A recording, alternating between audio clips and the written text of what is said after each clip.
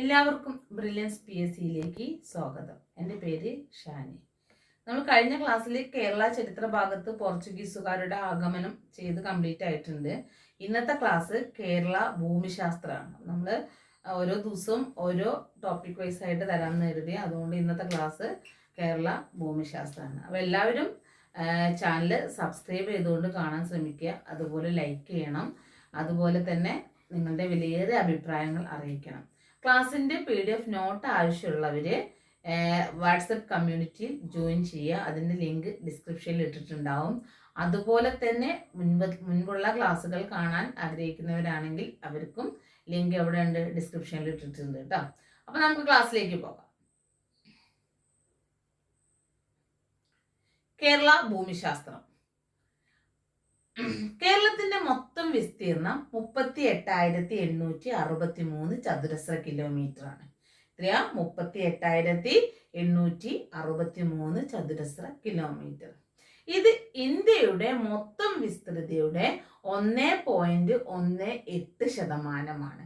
ഇന്ത്യയുടെ മൊത്തം വിസ്തൃതിയുടെ 1.18% നമ്മുടെ കേരളം. കേരളത്തിന്റെ സ്ഥാനം ഇന്ത്യൻ ഉപദ്വീപിന്റെ തെക്ക് പടിഞ്ഞാറ് ഭാഗത്തായതുകൊണ്ടാണ്. കേരളത്തിന്റെ സ്ഥാനം എന്ന് പറയുന്നത് ഇന്ത്യൻ ഉപദ്വീപിന്റെ തെക്ക് പടിഞ്ഞാറ് ഭാഗത്തായതുകൊണ്ടാണ് കേരളത്തിന്റെ സ്ഥാനം സ്ഥിതി ചെയ്യുന്നത്.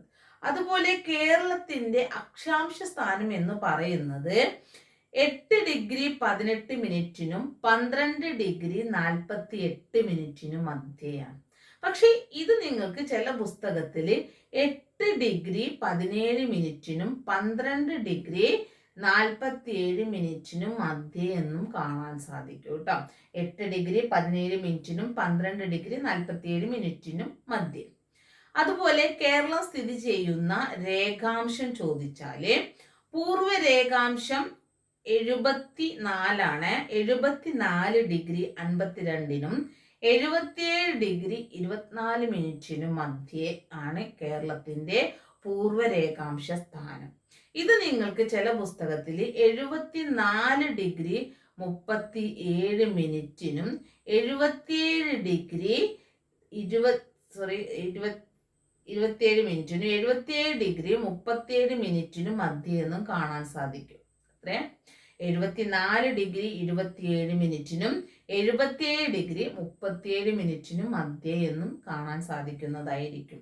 ഇനി കേരളത്തിന്റെ അതിർത്തി പറയുകയാണെങ്കിൽ ഇത് എപ്പോഴും ചോദിക്കുന്നതാണ്. കേരളത്തിന്റെ അക്ഷാംശവും രേഖാംശവും ഏറ്റവും കൂടുതൽ ചോദിക്കുന്ന ഒരു ഭാഗമാണ്. അതുകൊണ്ട് അത് മറക്കാതെ പഠിച്ചിരിക്കണം. 8 ഡിഗ്രി 18 മിനിറ്റിനും 12 ഡിഗ്രി 48 മിനിറ്റിനും മധ്യേ. അതുപോലെ കേരളത്തിന്റെ പൂർവ്വ രേഖാംശം 74 ഡിഗ്രി 52 മിനിറ്റിനും 77 ഡിഗ്രി 24 മിനിറ്റിനും ഇടയിൽ എന്നുള്ളത് ചോദിക്കുന്നതാണ്. ഇനി കേരളത്തിന്റെ അതിർത്തി: വടക്ക് കിഴക്ക് കർണാടക, തെക്ക് പടിഞ്ഞാറ് തമിഴ്നാട്, പടിഞ്ഞാറ് അറബിക്കടൽ, കിഴക്ക് പശ്ചിമഘട്ടം. അല്ലെ, അന്നന്ന് ചെറുതിലേ ക്ലാസ്സിൽ നമ്മൾ പഠിച്ചു പോകുന്ന കാര്യങ്ങളാണ് ഇതൊക്കെ ഇപ്പൊ പറഞ്ഞുകൊണ്ടിരിക്കുന്നത്.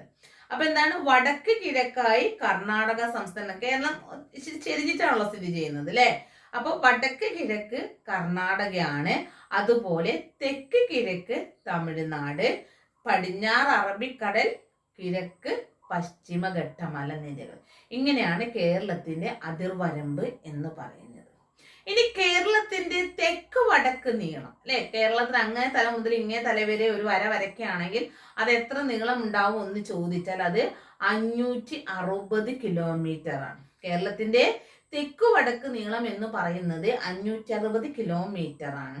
ഇനി കേരളത്തിന്റെ ശരാശരി വീതി, അത് കിഴക്ക് പടിഞ്ഞാറ് വീതി എന്ന് വേണമെങ്കിൽ പറയാം. കേരളത്തിന്റെ കിഴക്ക് പടിഞ്ഞാറ് വീതി എന്ന് പറയുന്നത് ശരാശരി 60 കിലോമീറ്റർ ആണ്.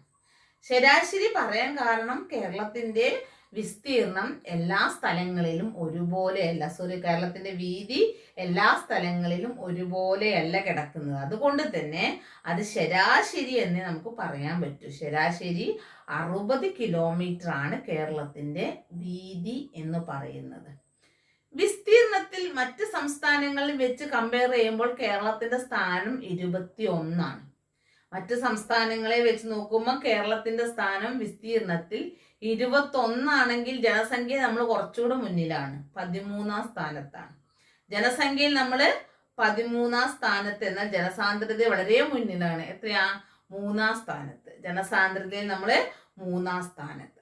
ഈ ജനസാന്ദ്രതയിൽ കേരളത്തിന്റെ പിറകിലുള്ള സംസ്ഥാനങ്ങൾ ഏതൊക്കെയാണെന്ന് ചോദിച്ചാൽ 1 ബീഹാറും 2 പശ്ചിമ ബംഗാളും. 1 ബീഹാർ, 2 പശ്ചിമ ബംഗാൾ, 3 കേരളം. ഇങ്ങനെയാണ് ജനസാന്ദ്രത പറയുമ്പോൾ നമ്മൾ പറയേണ്ടത്. ഇനി ഭൂമിശാസ്ത്രപരമായി കേരളത്തെ നമുക്ക് 3ആയിട്ട് തരംതിരിക്കാം. ഭൂമിശാസ്ത്രപരമായി കേരളത്തെ നമുക്ക് 3ആയിട്ട് ഭാഗിക്കാവുന്നതാണ്. അതിലൊന്ന് മലനാട്, ഇടനാട്, തീരപ്രദേശം. ഇങ്ങനെ വരുന്നത് മലനാട്, ഇടനാട്, തീരപ്രദേശം. ഇങ്ങനെ 3ആയിട്ടാണ് നമ്മൾ കേരളത്തെ ഭാഗിക്കുന്നത്. അതിൽ നമുക്ക് മലനാട് പ്രദേശത്തെ കുറിച്ച് ഡീറ്റെയിൽസ് ആയിട്ട് ഇപ്പൊ നോക്കാം. അതായത് കേരളത്തിന്റെ ഭൂവിസ്തൃതിയുടെ 48% എന്താണ്? മലനാടാണ്. കേരളത്തിന്റെ ഭൂവിസ്തൃതിയുടെ 48% മലനാടാണ്. അപ്പൊ അതിൽ നിന്ന് തന്നെ നമുക്ക് മനസ്സിലാക്കാം എന്ത്? കേരളത്തിൽ ഏറ്റവും കൂടുതൽ എന്താ പറയാ മലമ്പ്രദേശമാണുള്ളത് അല്ലെ, മലനാട് പ്രദേശമാണ് കേരളത്തിൽ ഏറ്റവും കൂടുതൽ ഉള്ളത്. കാരണം ഈ 48% കഴിഞ്ഞാൽ പിന്നെ 52% ഉള്ളൂ. അവിടെ ഇടനാടും വരുന്നുണ്ട്, തീരപ്രദേശവും വരുന്നുണ്ട്. അപ്പൊ ഏറ്റവും കൂടുതൽ കേരളത്തിലുള്ളത് ഏതാണ്? മലനാട് തന്നെയാണ് കേട്ടോ. അപ്പൊ സമുദ്രനിരപ്പിൽ നിന്നും 75 മീറ്ററിൽ കൂടുതലുള്ള പ്രദേശങ്ങളെയാണ് മലനാടായി പരിഗണിക്കുന്നത്. സമുദ്രനിരപ്പിൽ നിന്നും 75 മീറ്ററിൽ കൂടുതലുള്ള പ്രദേശങ്ങളെ മലനാടായിട്ട് പരിഗണിക്കും. അത് ഫീറ്റിൽ പറയുകയാണെങ്കിൽ 250 ഫീറ്റിൽ കൂടുതലുള്ള പ്രദേശങ്ങൾ കേട്ടോ. ഫീറ്റിൽ പറയുകയാണെങ്കിൽ 250 ഫീറ്റിൽ കൂടുതലുള്ള പ്രദേശങ്ങളെയാണ് എന്തായിട്ട് പരിഗണിക്കുന്നത്? മലനാടായി പരിഗണിക്കുന്നത്. എന്നാൽ കേരളത്തിന്റെ മലനാട് പ്രദേശത്തിന്റെ ശരാശരി ഉയരം എന്ന് പറയുന്നത് 900 മീറ്ററാണ്. കേരളത്തിൽ മലനാട് പ്രദേശത്തിന്റെ ശരാശരി ഉയരം എന്ന് പറയുന്നത് 900 മീറ്ററാണ്. കേരളത്തിന്റെ കിഴക്ക് ഭാഗത്താണ് മലനാട് സ്ഥിതി ചെയ്യുന്നത്. എവിടെയാണ്? കേരളത്തിന്റെ കിഴക്ക് ഭാഗത്തായി കൊണ്ടാണ് മലനാട് സ്ഥിതി ചെയ്യുന്നത്. പ്രധാനമായും പർവ്വതങ്ങൾ ഉൾപ്പെടുന്ന ഭൂപ്രദേശമാണിത്. പ്രധാനമായിട്ടും പർവ്വതങ്ങൾ ഉൾപ്പെടുന്ന ഭൂപ്രദേശമാണ് ഏത്? നമ്മുടെ പറയുന്ന ഈ മലനാട് പ്രദേശം എന്ന് പറയുന്നത്. കേരളത്തിലെ എല്ലാ നദികളുടെയും ഉത്ഭവസ്ഥാനം മലനാടാണ്, അല്ലെങ്കിൽ പശ്ചിമഘട്ട മലനിരകളാണ് അല്ലെ. കേരളത്തിന്റെ എല്ലാ നദികളുടെയും ഉത്ഭവസ്ഥാനം എന്ന് പറയുന്നത് മലനാട്ടിൽ നിന്നുമാണ്. മലനാടിന്റെ ഭൂരിഭാഗവും വനങ്ങളാണ് കേട്ടോ. മലനാടിന്റെ ഭൂരിഭാഗവും വനമേഖലകളാണ്. കേരളത്തിന്റെ മലനാട് പ്രദേശമായി വരുന്നത് പശ്ചിമഘട്ട മലനിരകളാണ്. കേരളത്തിന്റെ മലനാട് പ്രദേശം എന്ന് പറയുന്നത് പശ്ചിമഘട്ട പ്രദേശമാണ്. നമ്മൾ നേരത്തെ പഠിച്ചു, കേരളത്തിന്റെ കിഴക്ക് ഭാഗത്തായിട്ടാണ് ആര് വരുന്നത്? പശ്ചിമഘട്ടം വരുന്നത് എന്ന് നമ്മൾ നേരത്തെ പഠിച്ചിട്ടുണ്ടായിരുന്നു അല്ലെ. പടിഞ്ഞാറ് അറബിക്കടലിൽ കിഴക്ക് പശ്ചിമഘട്ടം. അപ്പൊ ഈ പശ്ചിമഘട്ടം കേരളം ഇങ്ങനെ വിലങ്ങനെയാണ് തിരിക്കുന്നത്. അപ്പൊ ഈ ഒരു ഭാഗം എന്തായിരിക്കും? മലനാട്, പിന്നെ ഇടനാട്, അതിന്റെ പുറത്തേക്ക് തീരപ്രദേശം, ഇങ്ങനെയാണ് വരുന്നത്. അപ്പൊ കേരളത്തിന്റെ മലനാട് പ്രദേശം എന്ന് പറയുന്നത് പശ്ചിമഘട്ട മലനിരകളാണ്. ഈ പശ്ചിമഘട്ടം കടന്നു പോകുന്നത് 6 സംസ്ഥാനങ്ങളിലൂടെയാണ് കേട്ടോ. അങ്ങ് വടക്ക് ഗുജറാത്ത് മുതൽ ഇങ്ങ് തെക്ക് തമിഴ്നാട് വരെ 6 സംസ്ഥാനങ്ങളിലൂടെയാണ് പശ്ചിമഘട്ടം കടന്നു പോകുന്നത്. ഈ 6 സംസ്ഥാനങ്ങൾ അങ്ങ് മുകളിൽ നിന്ന് നോക്കുകയാണെങ്കിൽ ഫസ്റ്റ് ഗുജറാത്ത് വരും, ഗോവ, മഹാരാഷ്ട്ര, കർണാടക, കേരളം, തമിഴ്നാട്. ഏതൊക്കെയാ? ഗുജറാത്ത്, ഗോവ, മഹാരാഷ്ട്ര, കർണാടക, കേരളം, തമിഴ്നാട്. ഇങ്ങനെ 6 സംസ്ഥാനങ്ങളിലൂടെയും 2 കേന്ദ്രഭരണ പ്രദേശങ്ങളിലൂടെയും ആര് കടന്നു പോകുന്നുണ്ട്?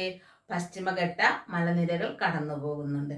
അപ്പൊ ഏതൊക്കെയായിരുന്നു ആ കേന്ദ്രഭരണ പ്രദേശങ്ങൾ എന്ന് ചോദിച്ചാൽ അത് ദാമൻ, ദിയും പോണ്ടിച്ചേരിയുമാണ്. ഏതൊക്കെയായിരുന്നു?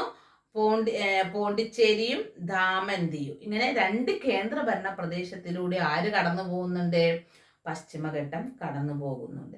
പശ്ചിമഘട്ടം ഏറ്റവും കൂടുതൽ കടന്നു പോകുന്ന സംസ്ഥാനം ഏതാന്ന് ചോദിച്ചാൽ അത് കർണാടക കേട്ടോ.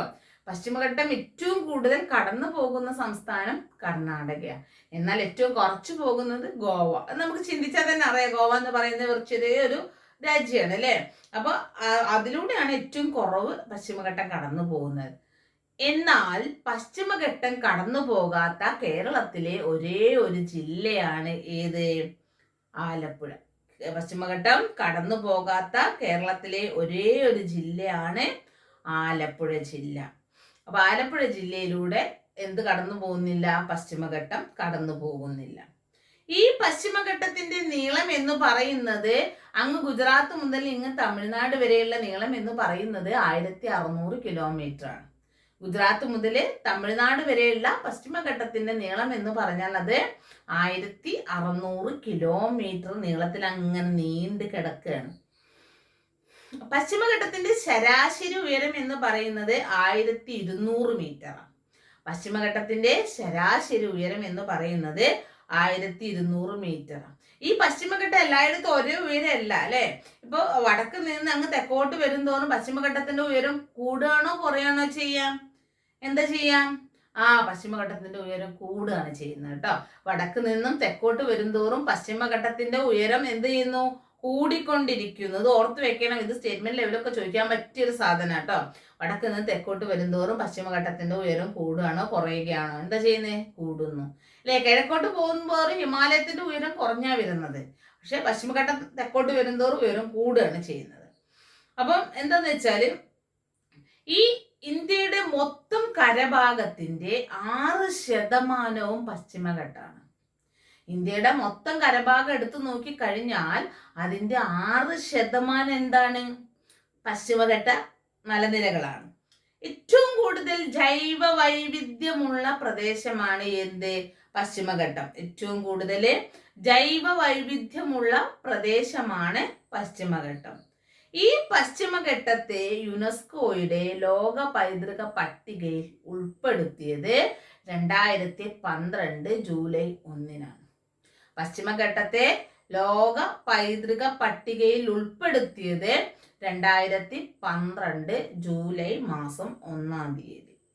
പശ്ചിമഘട്ടത്തിലെ 39 പ്രദേശങ്ങളെയാണ് യുനെസ്കോയുടെ ലോക പൈതൃക പട്ടികയിൽ ഉൾപ്പെടുത്തിയത്. മൊത്തത്തിലല്ല ഉൾപ്പെടുത്തിയത്. പശ്ചിമഘട്ടത്തിലെ 39 പ്രദേശങ്ങളെയാണ് യുനെസ്കോയുടെ ലോക പൈതൃക പട്ടികയിൽ ഉൾപ്പെടുത്തിയത്. പക്ഷെ ഇതിൽ 20 എണ്ണം എവിടെ കിടക്കുന്നതെന്ന് ചോദിച്ചാൽ കേരളത്തിലാണ്. ഇതിൽ 20 പ്രദേശങ്ങളും കിടക്കുന്നത് കേരളത്തിലാണ്. 39 എണ്ണം ആകെ ഉൾപ്പെടുത്തിയിട്ടുള്ളെങ്കിലും ഭൂരിഭാഗവും കിടക്കുന്നത് 20 എണ്ണം കിടക്കുന്നത് കേരളത്തിലാണ്. ഈ പശ്ചിമഘട്ടത്തിലെ പരിസ്ഥിതി ആഘാതങ്ങളെ കുറിച്ച് പഠിക്കുന്നതിന് വേണ്ടി കേന്ദ്ര സർക്കാർ നിയമിച്ച ഒരു കമ്മീഷൻ ഉണ്ട്. അതാണ് മാധവ് ഗാഡ്ഗിൽ കമ്മിറ്റി. ഏതാണ്? മാധവ് ഗാഡ്ഗിൽ കമ്മിറ്റി. പശ്ചിമഘട്ടത്തിലെ പരിസ്ഥിതി ആഘാതങ്ങളെ കുറിച്ച് പഠിക്കുന്നതിന് വേണ്ടി നിയമിച്ച കമ്മിറ്റിയാണ് ഏത്?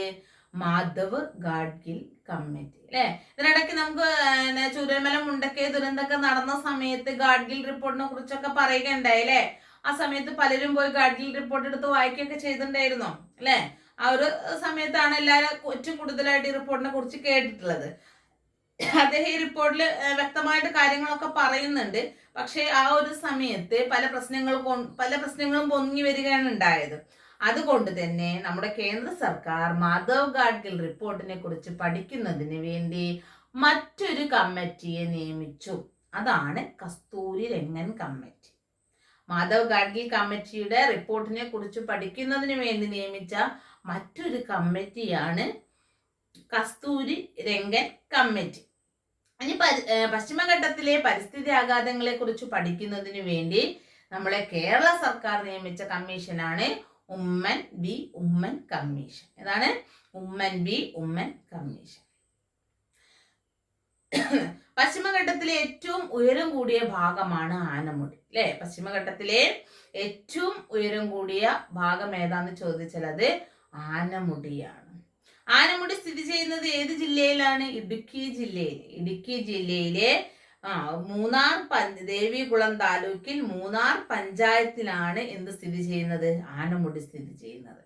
ഇടുക്കി ജില്ലയിലെ ദേവികുളം താലൂക്കിൽ മൂന്നാർ പഞ്ചായത്തിലാണ് ആനമുടി സ്ഥിതി ചെയ്യുന്നത്. അപ്പൊ നമ്മൾ നേരത്തെ പഠിച്ചു പശ്ചിമഘട്ടം മുകളിൽ നിന്ന് താഴേക്ക് വരുന്തോറും ഉയരം കൂടി വരികയാണ്. അപ്പൊ ഈ ആനമുടിയൊക്കെ സ്ഥിതി ചെയ്യുന്ന ഇടുക്കി ജില്ലയിലല്ലേ. അപ്പൊ ദക്ഷിണേന്ത്യയിലേക്ക് എത്തുമ്പോൾ തെക്കോട്ട് വരുന്തോറും ഉയരം കൂടിയിട്ടാണ് ഏറ്റവും ഉയരം കൂടിയ കൊടുമുടി എന്ന ആനമുടിയെ വിശേഷിപ്പിക്കുന്നത്.